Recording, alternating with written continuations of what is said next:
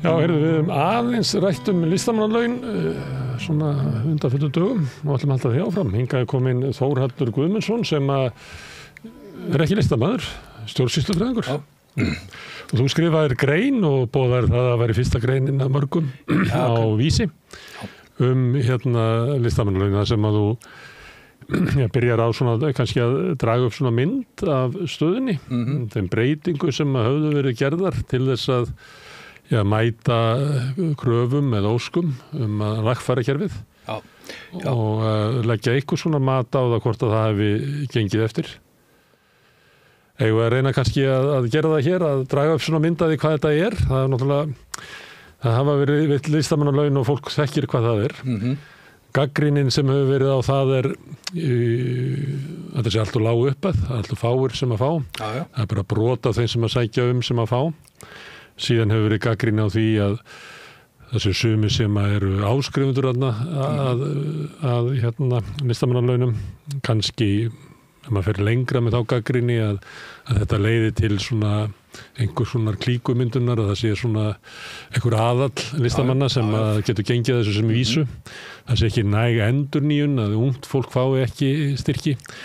Maður hefur líka heyrt að fólk fær kannski styrki einhver tíma og svo það kannski komið vel á veg með sinn feril að þá dettur það út og fær enga styrki, eins og að fjárfestingin í því að byggja upp listamann að hún er þá ekki metin. Því að sömuleyti hefur verið líka bent á það að við búum í svo litlu samfélagi og viljum halda upp í svo stóru menningu að við munum aldrei geta gert það nema með einhverju svona fyrirkomulagi. Það er engin markaður þarna úti sem heldur því uppi, og ef að markaðurinn heldur ykkur uppi að þá er það ekki endilega besta listin sem að hann hampar.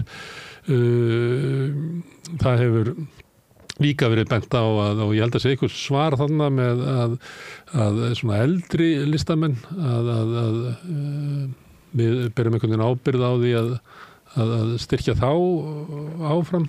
Þannig að það er svona ýmis svona sjónarmið, og svo var náttúrulega eitt sem var líka að ég sæki listamannalaun og svo fæ ég bara nei og ég veit ekkert meira það. Þannig ég er alltaf að tala eins og við einhvern vegg og þá kemur niðurstaðan svo að það er gefnar svona stuttar umsagnir. Er þetta yfirleitt var eitthvað sem að önnur sjónum við? Sko, þú fangar þetta alveg það sem er mín tilfinning og það sem ég hef búin að vera að það er þau samskipti sem ég er búin að eiga við listafólk og undanfarna viku úr öllum greinum. Aðkoma mín byrjar fyrir á þessu ári þegar að kom til mér svona kunningjar og vinir og ættingjar og listamannastétt og biðja mig aðstoð við að gera umsóknina. Sem að verða æ flóknari. En það er matskvarði sem er þrískiptur og matskvarði umsókn og fólk hugsar, hann stjórnsýslufræðingur, hann hlýtur nú að kunna svona matskvarða. Og mikið rétt, ég hef gert alveg fullt af umsóknum sem byggja á matskvörðum og mér bara ég skoðaði þennan matskvarða og hugsaði bara þetta er komið verkfæri fyrir listafólk að gera betur umsóknir sinnar. Og umsóknir í dag eru orðna mjög mismunandi eftir hvað sjóðu að sæki. Það kemur eitthvað svona CV sem þú ert með við sýningaferiliðin eða þú ert myndlistamaður og samsýningar og viðurkenningar og annað.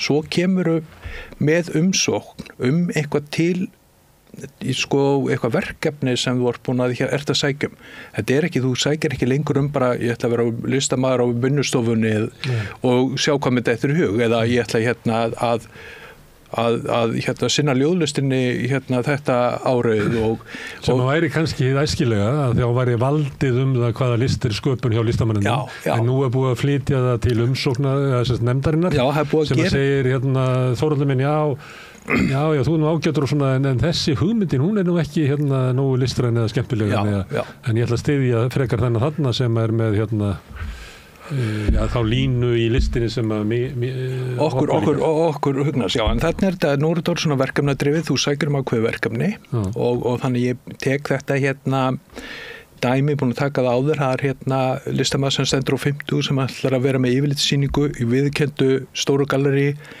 eftir 1 ár, rúmt ár og hann sækir að fá að halda yfirlitssýningu yfir 25 ára ferilsinn þegar hann verður 50. Og umsögnin svo klaufaleg að hún kemur að þessu umsókn uppfyllir ekki listræn skilyrði til þess að fá styrka þessu sinni punktur, ekkert meira.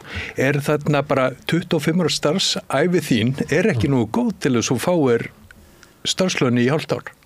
Samkvæmt þessu, já.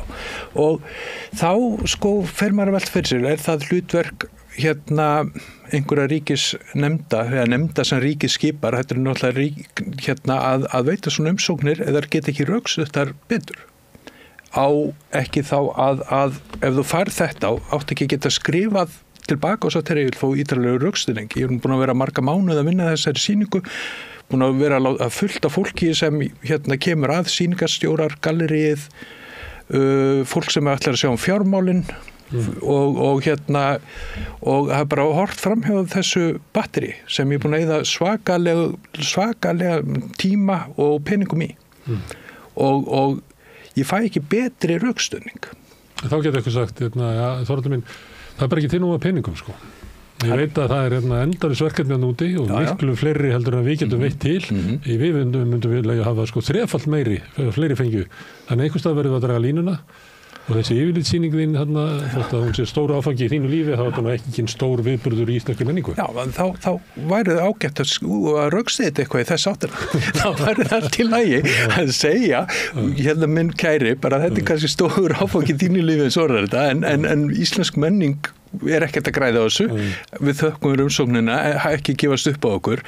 Þeir listamenn sem ég hef verið í samskiptum við, þeir segja allir að gömlu stöðluðu svarin launasjóður rithöfunda þakka þér umsóknina að þessu sinni var ekki hægt að verða við henni, við óskum velferðina í framtíðinni. Þetta sé mikið betra heldur en að fá einhverja 2-3 setningar. Höfundar voru að fá einhverja setningar það umsóknin væri svakalega vel unnin, áhugaverð og hefði verið tekin sérstaklega fyrir á fundi og ef það hefði verið til meiri peningar þá hefði verið styrt.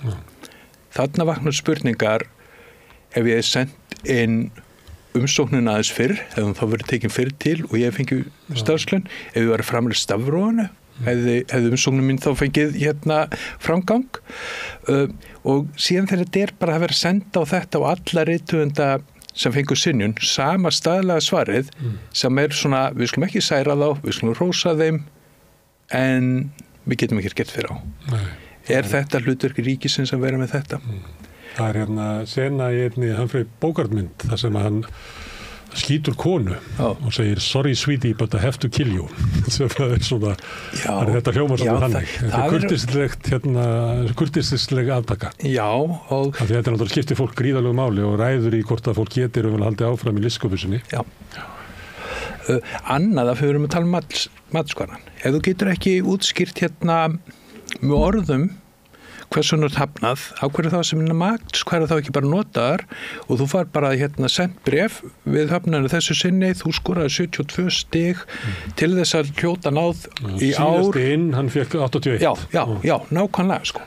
Og kannski einhverja nokkrar setningar það sem okkur fannst að var að CV-ið þitt ekki nógu gott eða hugmyndin þín ekki, okkur fannst svona ekki tímaáætlun ekki standast eða eitthvað. Þetta er skriffinnska en þetta ekki eitthvað sem tekur margar viku þó að séu 1340 umsóknir. En að því sögðu, þá þarna Rannís að framselja ábyrgð og ákvörðunartöku til nefnda sem eru sér valdar fyrir þetta og þessar nefndir eru kannski ekkert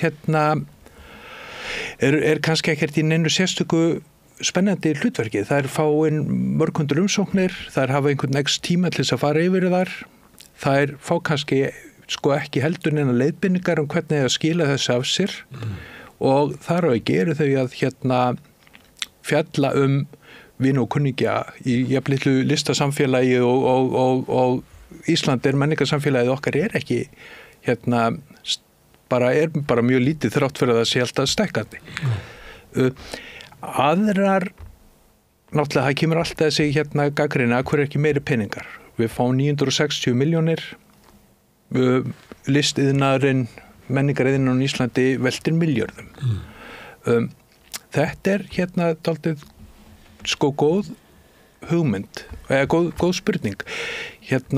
Fólk sem ákveður það vill vera listafólk og ætlar að vinna við það. Ef þú ert ekki rithöfundur, þá ert að fara í voðalega gloppótt ferli. Þú ert að fara inn í litla sjóði sem með lítið bólmagn, fáar úthlutanir og það líður langt á milli þeirra. Þannig að þú verður alltaf að vera einhvers staðar annars. Þú verður að vera einhvers staðar að kenna myndlistanámskeið eða kenna á píanó, vinna á auglýsingastofu, það verður hægari listsköpun, það verður hægari ferillin verður slítróttari. Hann byggist ekki jafnt og þétt upp, hann byggist upp í einhverjum svona stökkum. Og þetta ekkert sérlega kannski gott vinnuumhverfi. Rithöfundar, þeir búa nú betur heldur en aðra stéttir. Það eru fleiri sem fá sjóðunaröflaðri og það til dæmis núna fór í fyrstu umferð í umræðu á Alþingi bókmenntastefna Íslands frá 2025 til 2030. Og þar kemur fram að það aðgerðaáætlun, það endurskoðun regluverks, það á að efla miðstöð íslenskra bókmennta, efla sjóði barnabókahöfunda, ýta undir sóknarlenda markaði og svo framvegis. Hérna er ein stéttin bara komin með bara næstu 5 ára áætlun hvað það á að gera. Ég leitaði að hvort aðrar listastéttir hefðu fengið einhverja svona, væru búin að markast einhverja stefnu. Eina sem kom sem ég fann var einhver þingsályktun tillaga að auka kaup á listaverkum í nýbyggingar á vegum ríkisins, en svo tillaga var aftur sendið nefnd og auka umfram þessi þetta er eitthvað að auka. Það hafi nú verið umræðu að fella þetta í burtu út af Landspítalanum. Þetta þykir of mikið, 1% af byggingarkostnaði Landspítalans í listaverk. Já, það er bara ekkert of mikið. Það var hérna fyrir bara 7-8 mánuðum eða svo. Ef að þessu 1% er rétt stýrt, yfir kannski 10 ára tímabil, þá er það lyftistöng fyrir ákveðna listamenn.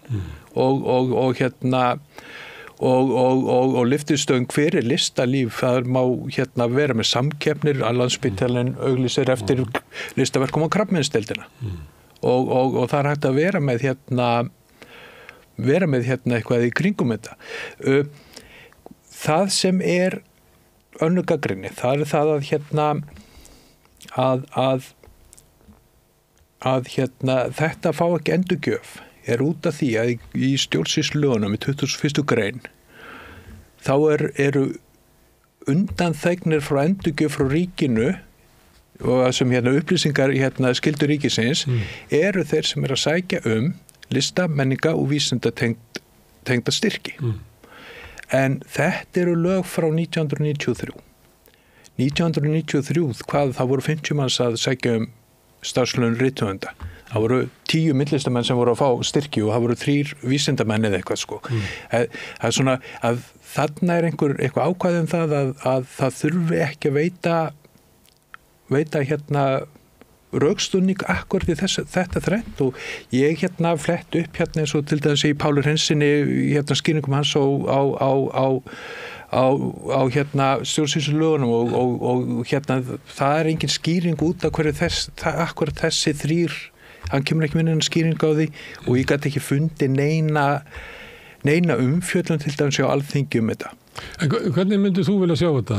Þú er stjórnsýslufræðingur og þú vilt að fólk sækjum, fái rökstudda niðurstöðu, geti kært til kærunefndar listamannanefna og það munu verða 2/3 af þeim sem sótt munu kæra og við verðum hann með lögfræðinga í vinnu.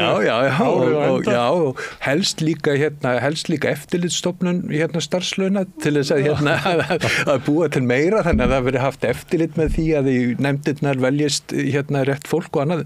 En það hægt að því að listamannalaun eru eldgömul og ég meina Laxness og Kjarval voru á listamannalaunum bara frá beint frá Alþingi. Stundu voru tekið af þeim ef það voru það skrifað ykkur óæskilega pólitíska grein. Þórbergur lenti því og Laxness líka. Og þarna var þetta svona þáverandi skúffu fyrir þingmanni ráðherra. Þingið fjallað þetta og ef að Þórbergur átti að fá laun þá átti þess að fá laun eða öfugt sko. Svo var það með heiðurslaunin að það voru alltaf einhverjir svona hægri listamenn sem að ég held að sé bara ekkert vafamál það voru svona ekki jafnburðu í listamenn og vinstramegin þeir flutu alltaf með það var tíll og margir skiptu bara yfir í Sjálfstæðisflokkin bara til þess að geta lifað af listinni það bara þannig en þetta sko nú en ég ekki að tala en upphæðlega hugmyndin var svo að þú ert stórkostlegur listamaður og þú auðgar Íslands samfélag og við á þinginu okkur að gera þér fært að vinna listinni og svo bara ef þú ert Kjarval þú bara málar það sem þú vilt og enginn að fylgjast með hvort þú það bara hugmyndin það að það er ekki möguleiki að eitthvað svona stjórnsýslu fræði geti náð utan listina og þetta engum í hug að það ætti að fara með að þanga það væri þarna erum við meira með þess að hugmyndi listamannin sem einhvers konar snilling, einhvers konar Ok, það fara í næsta skrif sem ef við tökum rithöfundana sem eru með stærsta sjóðinn og líka með kannski þróaðasta markaðin sem bókútgáfa. Það hægt að horfa á það sé snjallara að styrkja þig sem rithöfund heldur en að styrkja bókútgáfuna. Vegna þess að þarna kemur frum sköpun og styrkurinn til þín auðvitað að styrkur til þín en það jafnframt styrkur til bókútgefanda sem að borga þér lægri ritlun af því ef það væri ekki þessi listamannalaun að þá verið bókin dýrari og þar alveg hefði prentarinn síður vinnu og svo bóksalinn og þar hefði gotunum þannig að þetta bara góð leið til þess að styrkja atvinnugrein að styrkja upphafspunktin bara ef við tökum fræðibókmenntir og fræðafólk að þá það ef þú kemur ekki með styrk með þér til forlagsins sem þú ætlar að láta gefa út fræðibókina þína þá bara ekki sem sæti í andirinu það bara þannig sko að eða fylgir ekki peningur bók sem mögulega ekki verður lengi að seljast ef hún selst ekkert að þá verður þú eiginlega að borga með henni sjálfur sem höfundur En þetta kerfi var lengi við lífi og þá var það hugsa þannig að þú sendir inn og sendir náttúrulega inn einhverja það væri ekki alltaf sækjum sömu bókina en ég meina í sjálfum sér veit það ekki fyrirfram að þú leggur af stað með eitthvað stórvirki og það tekur kannski 10 ár og bara so be it. Þú sko höfundur leggur af stað sennilega með einhverja óljósa tilfinningu og hugmyndum hvað hann ætlar að gera bara eins og þegar maður að skrifa grein eða rannsókn eða eitthvað og þetta sko þetta eitthvað svona langtíma markmið það sem þú veist að ríkið þarf að hjálpa þér til þess að komast að ná þínu markmið og ef ríkið ætlar að gera þetta það er sko það sem að þú konstaði í byrjun, það er náttúrulega það að það er talsvert ótti þeirra sem fá ekki reglulega eða fá aldrei að það sé einhver framtíkli sem ráði. Það er sko þeir listamenn sem ég hef verið að tala við, þeir til dæmis nefna það að útlendingar, fólk með erlend eftirnöfn á Íslandi, saman þó þessi búin að taka þátt í listalífinu í kannski áratugi. Hvort sem þetta séu rithöfundar eða myndlistamenn eða eitthvað tónlistafólk, það bara virðist ekki hljóta náð fyrir augum þessar útlutunum. Þetta svo þröngur, þetta svo þröng klíka sem að við Íslands samfélagi það er náttúrulega framtíkli við hefum heyrt þetta bara á ég manna ég talaði einu svona við pólska konu fyrir svona 10 árum síðan og hún sagðist vera að hugsa að taka upp íslenskt ættarnafn vegna þess að þegar hún var að leita sér húsnæði henni var ekki eins og svara ég þekki þetta ég var félagsráðgjafi útlendinga í fyrra lífi og þetta alveg það að hafa erlend ættarnafn er alveg ákveðin útilokun frá íslensku samfélagi og útilokun frá íslensku listalífi líka og það hefur líka verið gagnrýni á það að til dæmis unglista fólk fyrir utan einstakar rithöfunda þeir eigi erfitt með kunstinn. Nú ákvað úthlutun nefnd að vera með 7% eyrnamerkt ungum listafólki og þetta voru eitthvað 34 úr öllum 7 sjóðunum sem fengu allir 3 mánuði nema ein kona sem fekk 6 mánuði og þetta alveg fínt fínt að fá smá viðurkenningu, fínt að þú getur tekið sumafrí og skrifað en á lágmarkslaunum, þetta miðað við lágmarkslaun. Þetta hækkaði síðast, þá var það vegna þess að kjarasamningar höfðu hækkað lágmarkslaunin og listamannalaunin voru komin undir lágmarkslaun. Þetta svona cirka 3.300 krónur á tíman í tímalögn. En svo gagnrýni sem ég hef fengið og fengið heyra og það sem fólki finnst höfundum, myndlistafólki, tónskaldum tónlistamönnum, þeim finnst að listamannalaunin ætti að vera einhvers konar þrepakerfi að sem ungur listamaður getur látið þið dreyma það að fá 3 mánuði þegar þú sækir í 1., 2., 3., 4. sinn þegar þú ert búin að vera í þessu að fá 3 mánuði og kannski einhver einn ferðastyrk og annað og þú ert að þroska og vinna að listinni og fann að fá viðurkenningar, þá ertu farin að geta sótt í 6 mánuði kategóriuna fertugt ertu kannski komin í 9 mánuðina og þá ertu svona farin að geta haft þetta full starf. Þá myndi eitthvað segja á móti, en þá ertu komin með svona tekjur á listinni og hefur það raunverulega miklu betra heldur en þessir yngri og þess vegna ættu við að styrkja þessa yngri meira áður en þau komnir með þroskaðan feril. Já, það er alveg annað. Við erum alltaf með höfunda og myndlistamenn sem eru með tekjur annars staðar frá og með jafnvel mikla tekjur og eru samt að sækja starfslaun og við getum ekki útiloka það, við getum ekki verið með eitthvað svona ef þú ferð yfir ákveðinar tekjur árið, þá mátt ekki sækja listamannun. Það gerum við öryrkjana, við kíkjum bara í bankabókinu. Já, við getum borið þetta alltaf saman, að nú erum við með til dæmis hóp sem eru listamann og ákveðin hópu listamanna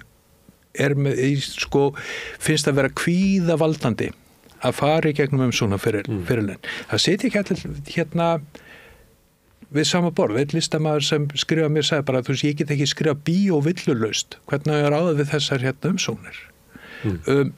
Hluti af þeim sem að fá lífeyri frá til dæmis Tryggingastofnun eða að fá framfærslu frá sveitarfélögunum alveg sömu stöð, hann skilur illa umsóknarferlið þó að það hafi verið mjög vel bætt eftir að stjórnsýslan var rafræn, skilur oft illa umsóknarsferlið, skilur oft illa eða farhöfnun af því að það kemur, þó komi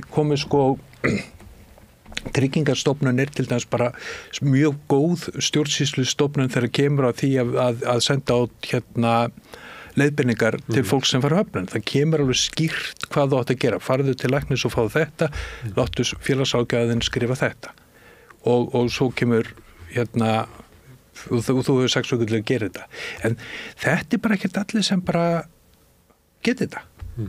En munurinn, ég nefndi þetta vegna þess að Tryggingastofnun krefst þess að fá bara alla fjárhagsupplýsingar og skerðir þig ef að þú ert með tekjur annars það frá.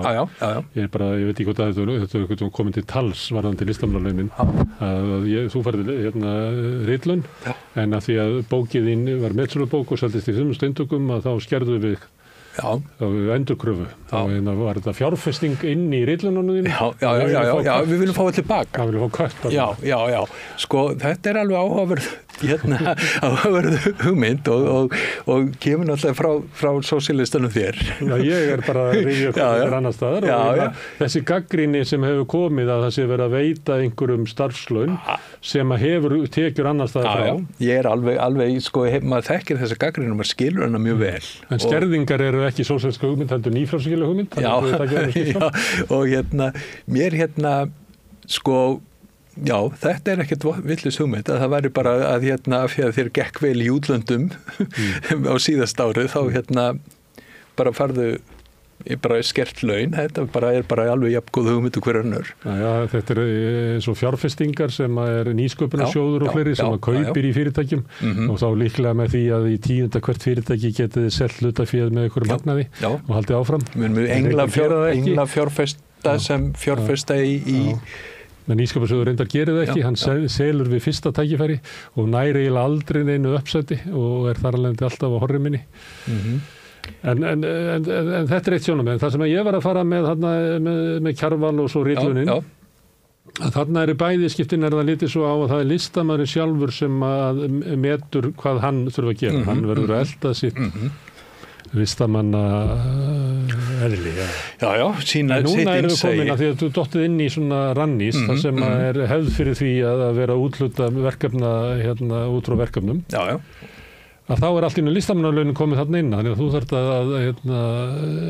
svara útlutarnefndinni af hverju sagan sem þú ætlar að skrifa konuna á Raufarhöfn hefur þróast bara þannig að hún byrjað að fjalla bónda á Suðurlandi sem að var bara listrænt nauðsynlegt, en hljómar svona gagnvart útlutarnefndinni eins og byrju þetta alltaf svona einhvert flakk í gangi þarna. Já. Við höfum á þessari konu þarna á Raufarhöfn, en ég ekki komið nóg af sögum kalla og allt í einu þá komið bara einhverju 3 manna nefnd sem allt í einu byrja að fara að ákveða hvað listamenn að fást við. Þetta náttúrulega ekki hlutverk ríkisins að ákveða hvað þú skrifar, ekki nema þá að þú sért í einhverjum löngu glötuðum innræðis í ríkjum. En það ég hef séð listamenn vera að skrifa þetta og þeir að segja að í þessu kerfi þá sé verið að verðlaun eitthvað tiltekið. Já, það getur bara vel verið. Og margir segja að ég óþekkur og þannig kannski ef ég fara að skrifa greinar sem á Þórborglendi og misti rillunin og Laxness líka. Að ef ég einhvern veginn óþekkur í almennu umræðu, að þá ég náttúrulega að skerða möguleika mín að fá listamannar. Þannig það bara. Já, það margir sem upplifa þetta. Það margir bæði höfundar og myndlistamenn. Myndlistamenn sem eru til dæmis svona á jaðrinum eru í pólitískri myndlist, feministkri, eru postnýlendu stefna eða reyna að gefa fötluðum einhverja rödd og valdefla í gegnum list sína. Þeim finnst alveg undantekningarlaust að þeir bara fá bara sé engin skilningur fyrir þessu. Það sé bara ekki neitt sem þetta bara hætli ekki nefndina.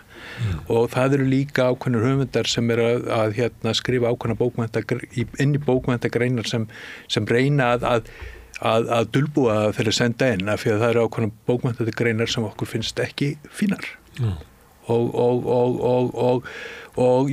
þetta ítir alltaf undir það þessar hugmyndir það að nýliðun sé hæg, að nýliðun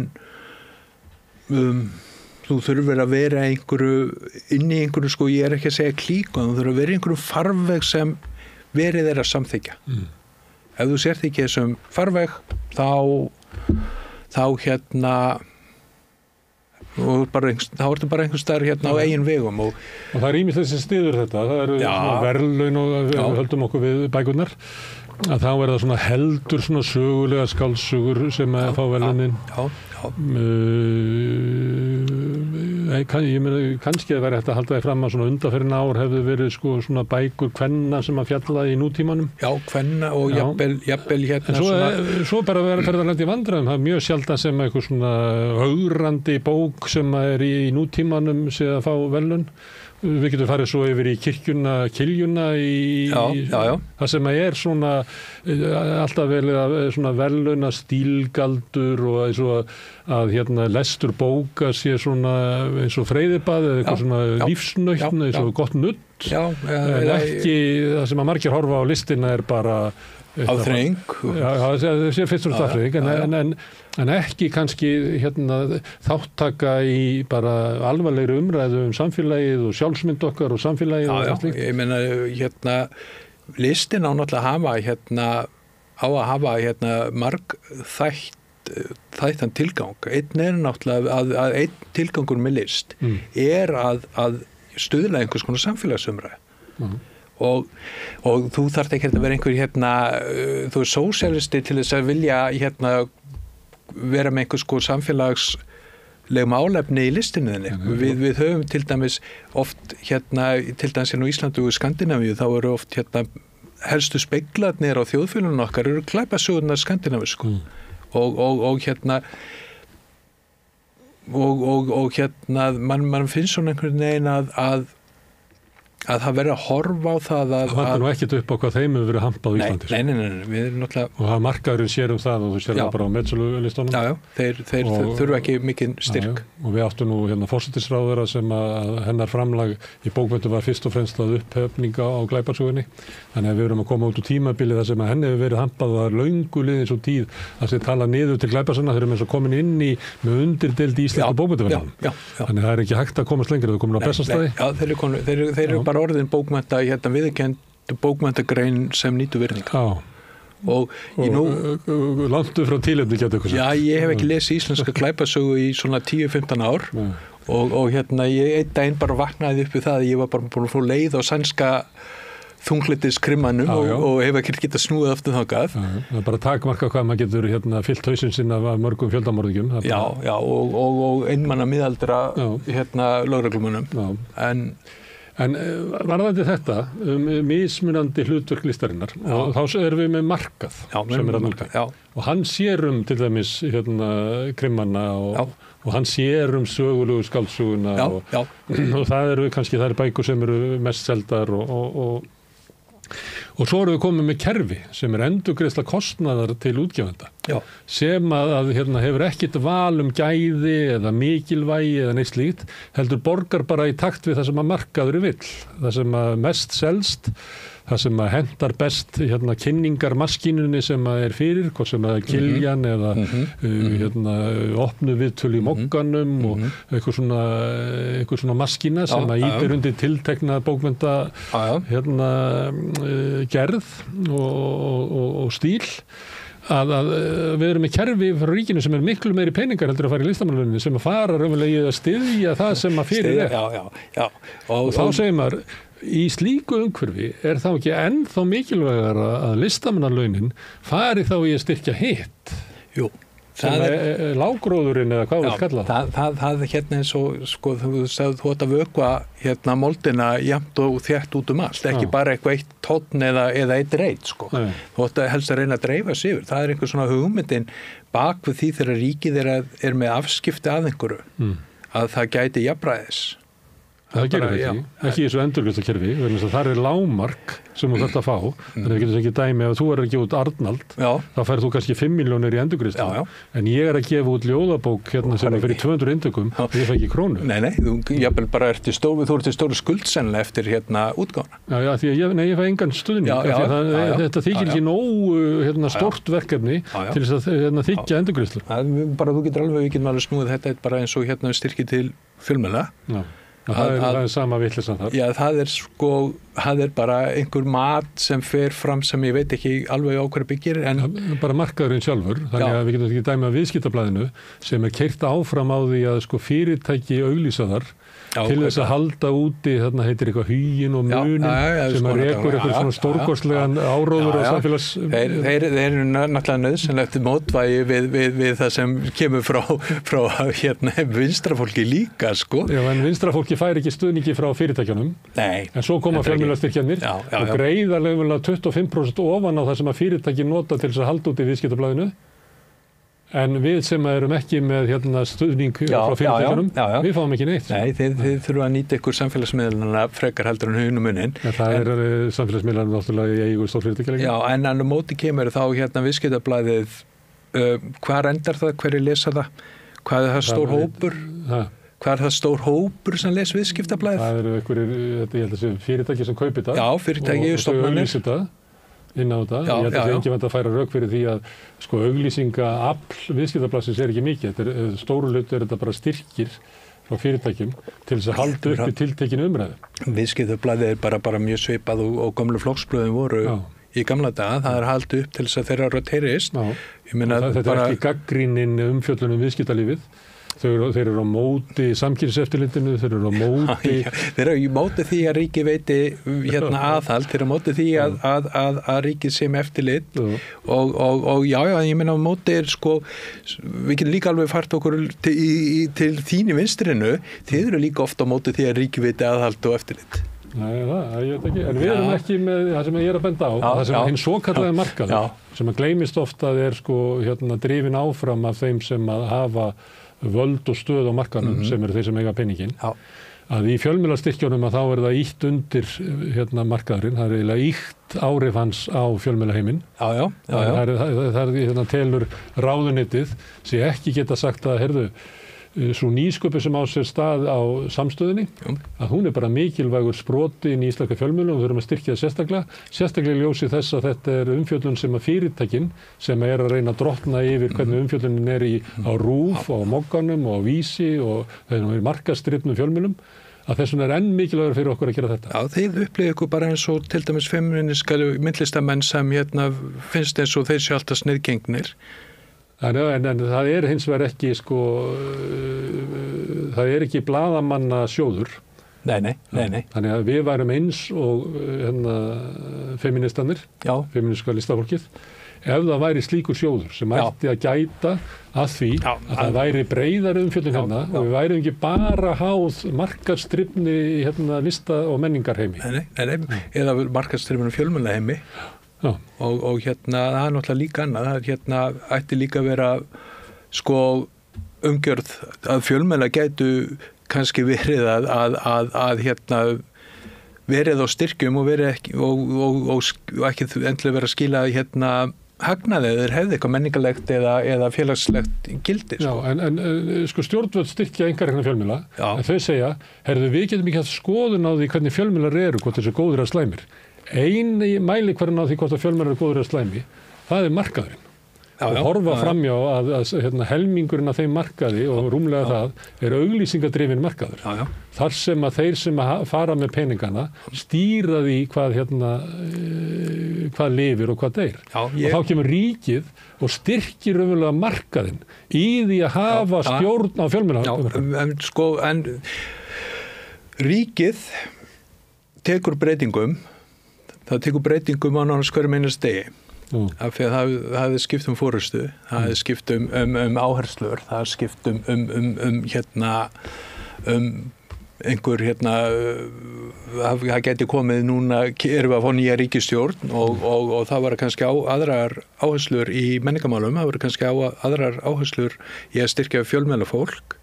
Það geti alveg orðið til einhver heildræn menningarstefna í takt við menningarstefnunum sem bókmenntastefnu Íslendinga og við veitum það ekkert núna en ríkið... Við reyndar kannumst ekki alveg við þá umræðu innan stjórnmálaflokkana, til dæmis feminísku höfundarnir eða þeir sem að upplifa sig hafa verið hafna vegna þáttöku í almennir umræðu.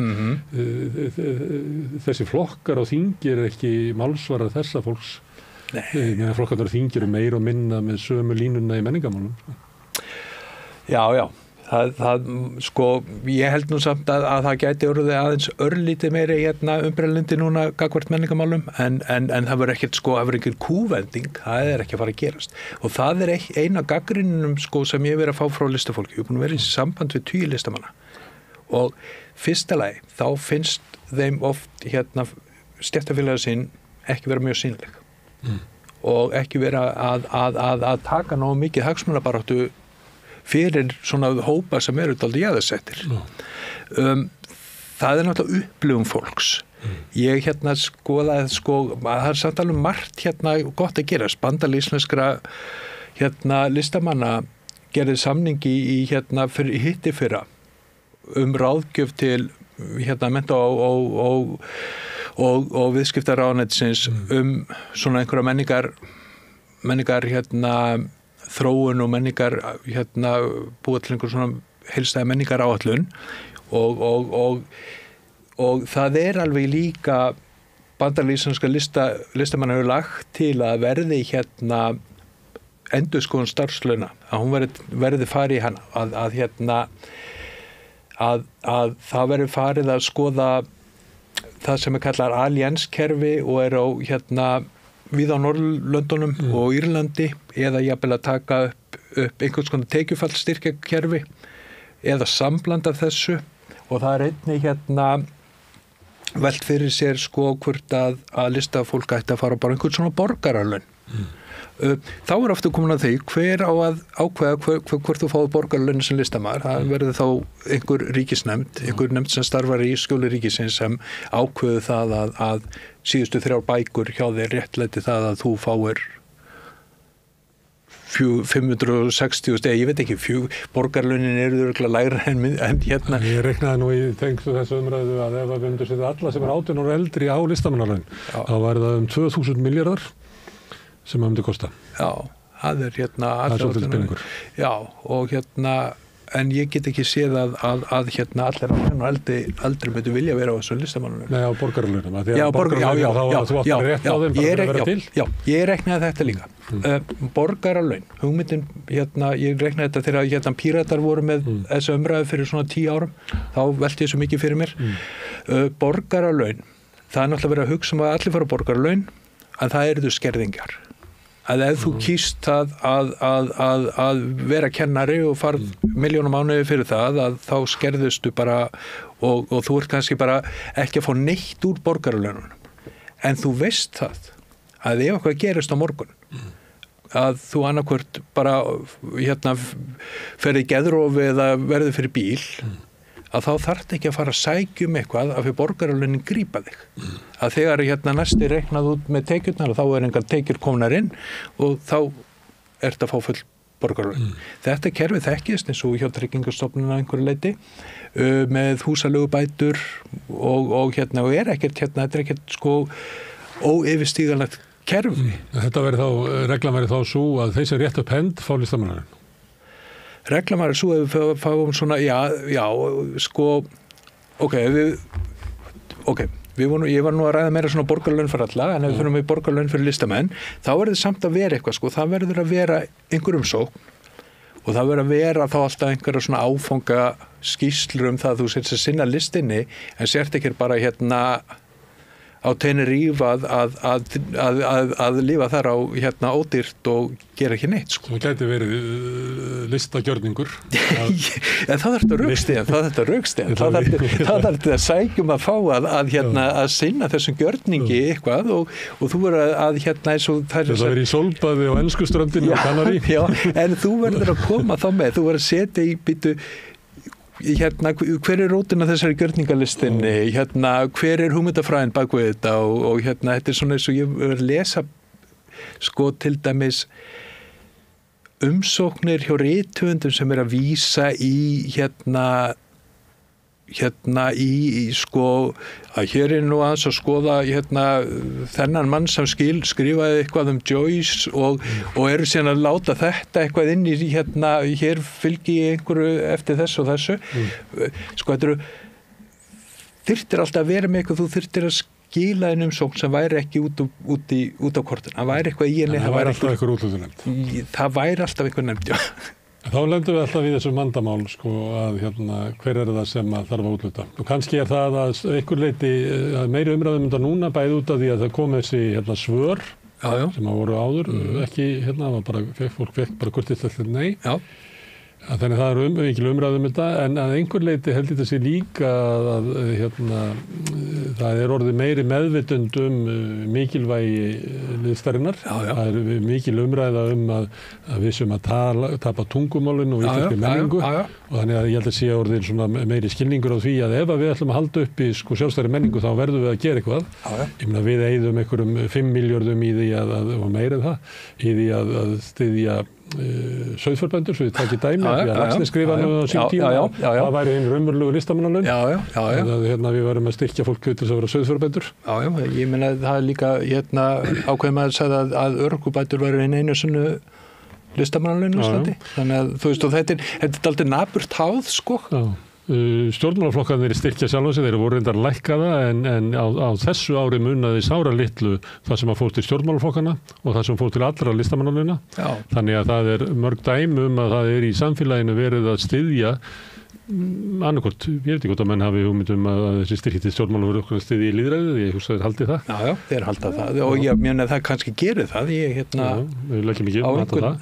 En það eru listamennir og svo það byggð í landinu sem er eina rökunum fyrir því að styrkja sauðfjárbúskap og annað slíkt. Þannig að ég var svona eiginlega vonast til þess að það yrði svona kannski svona þykkari og meiri umræða listamannalaun og hvernig við ættum að standa að því bæði í magni og líka í framkvæmd og þess vegna fagnaði þessari greininni og sérstaklega þú varst að boða fleiri. Já, þetta, mér finnst sko að sé bara alltaf öðru hvoru og þetta er þegar listamenn eru í kastljósinu í desember, fyrst fá þau starfslaun og svo bóka verðlaunatíðin og allt þetta og þá bara ættu listamenn að nota tíma til þess að velta fyrir sig sko hvað getum við bætt? Þurfum að bæta fagfélögin okkar? Þarf að styrkja bandalag íslenskra listamanna? Þessi félög eru til dæmis ekki félög með marga starfsmenn og við vitum það að ef þú ert ekki með öflugt félag þá ert ekki að reka öfluga hagsmunabarátta því að hagsmunabarátta krefst bara orku og einhverjar svona stefnumótunar og peninga.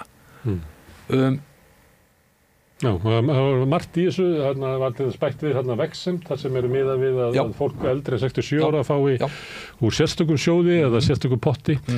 Þar ég reiknaði það að segjum að einhver sé þar inni sem bara með eftirlaunin frá Tryggingastofnun, að svo fær hann starfslaun, segjum bara hálft ár, að þá skerðingin 70%, ríkið tekur 70% tilbaka. Það ekkert ólíklegt. Og það sama á heiðuslaunin. Þannig það oft sem að listamenn láta það yfir sig ganga. Það verið að tala þetta eins og einhverjum svona stórkostlegar lottóvinninga sem þetta sannarlega ekki. Sko, heiðuslaunin voru alltaf hugmyndin bak við þau var það að listamaðurinn væri ekki búin að vera að borga í sameiginlega sjóði, að hann ætti það ekki lífeyrissjóður listamanna. Já, það ekki lífeyrissjóður listamanna að hann ætti ekkert auka. Og þetta var á þeim tíma það sem að höfundar voru ekkert að selja bækur í bílförmum nema 1 eða 2. Sko, nú þetta svona meira heiðuslaun að vera verðlaunaði fyrir ævistarfið.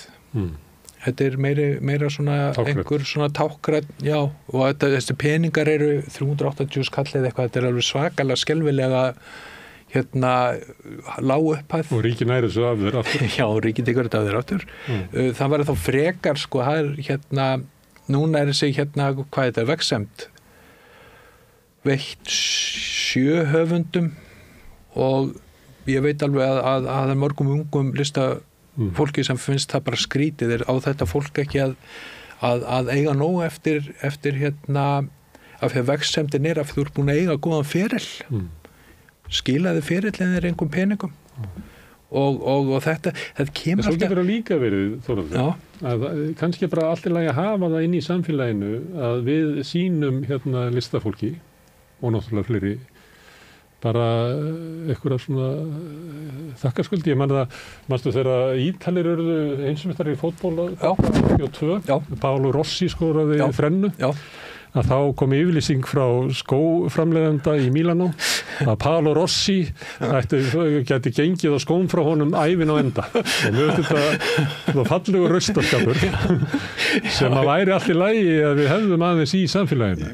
Auðvitað mættum við vera við megum alltaf vera með það er alltaf hægt að gera samfélag jafnara. Það er alltaf hægt að hlúa betur á þeim sem það fyrir eftir við hvað miðar hvort ég er þeirra skoðunar að bæta samfélag gerist aldrei hratt, það sé ekki hægt að gera hratt. Það svona eins og stjórnsýslulögin voru síðast endurskoðuð 2013 og stjórnsýslulögin eru svona eru þessar leiðbeiningar sem ríkið hefur hvernig á að koma fram við okkur.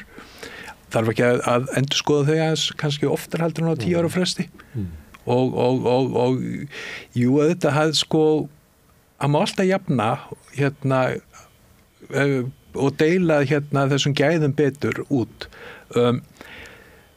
Listamenn mættu alveg fá púst inn í sitt umhverfi. þeir mættu fá meira gagnsæi, þeir mættu fá meira atvinnuröryggi, það mætti hverfa frá því að eins og margir listamenn hafa verið að nefna við mig að það er bara kvíðavaldandi að vera á ár eftir ár að gera þessa sömu umsókn og þú ert að sækjum í 3 eða 6 eða 9 mánuði og þetta er svona þetta verður eitthvað bara ég er hérna að leggja mig fram í nokkra vikur við að koma hugsunum mínum á einhverjum í einhvern farveg og búa til einhverja tímalínu, verkáætlun og jafnvel fjárhagsáætlun sem fyrir með þessu og svo fæ ég ekki neitt og ég fæ svarið bara 2 dögum fyrir jól. Þið vanti listarinnar megnað. Já, bara og þetta sko, það ætti að vera meira ætti að vera til dæmis nú eru náttúrulega sjóðir sem fræðimenn getur sótt í þeir getur verið að sækja laun til 3 ára. Það var fyrir einhverjum árum síðan að þá voru veitt listamannalaun til 3 ára. Já. Ég veit ekki okkur að það var alltaf einhver einn rithöfundur sem fekk og það bættist alltaf við. Já, og einn myndlistamæður. Það mætti vera endurskoða þessi kerfi og reyna að tryggja atvinnuröryggið. Þetta er svona þegar þú sækir vinnu á ríkinu og undirritar samning þá býrðu til ráðningarsamband milli þín og ríkisins.